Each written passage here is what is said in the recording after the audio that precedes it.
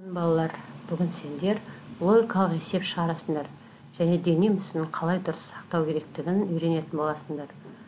2-2-ден комбинациялар нұсқасын құрастыруды үйренесіңдер.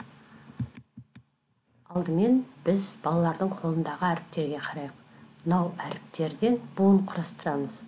Дауысты дыбыстан басталатын буындар және дауыссыздан басталатын буындар құрастырып кестеге жазамыз. Сосын мынау әртүрлі екі жемісті таңдап отырып, жұптар құрастырамыз. 2-2-ден комбинациялаймыз. Алма мен алмұрт, алма мен өрік, алма мен алма, қызыл алма мен жасыл алма, қызыл алма мен мандарин. Енді алмұртты, өрікті осылай жұптастырамыз. Оны да дәптерімізге жазамыз. Сосын балаларды 3 бала сырым, берік, серік, сырым және әлия. Үшеуі 2-2-ден шахмат ойнайды. Оларды да жұптастырып комбинациялап жазамыз. Бірінші сырым мен әлия ойнайды, одан кейін сырым мен серік ойнайды, одан кейін әлия мен серік ойнайды. Есептердің мынау мәтінін оқып отырып, олардың сызбасын сәйкестендіріп алайық. Сосын сәйкестендірген соң осы есептерді шығарамыз. Қыз 16, ол белгісіз, қыздарға қарағанда 3 кем, демек ұлдардың неше екенін табу үшін 16-тан 3-ті азайтамыз.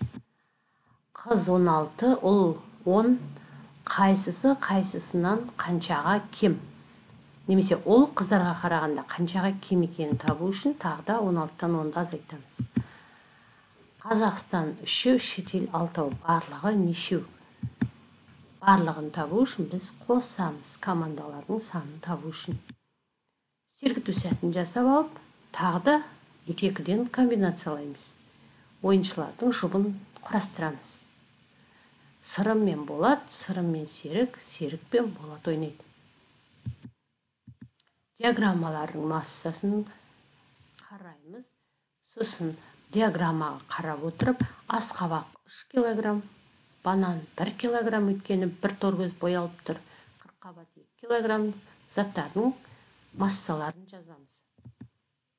Бүгін сен логикалық есептер шығардың, 2-2-ден комбинациялар құрастырдың, ал дене мүсінін қалай дұрыс сақтау керектігін білгің келсе, мына сілтемеге өтіп, бейне жазбаны тамашаласаң болады. Саған сабақ берген Гүлзина Жақсылық.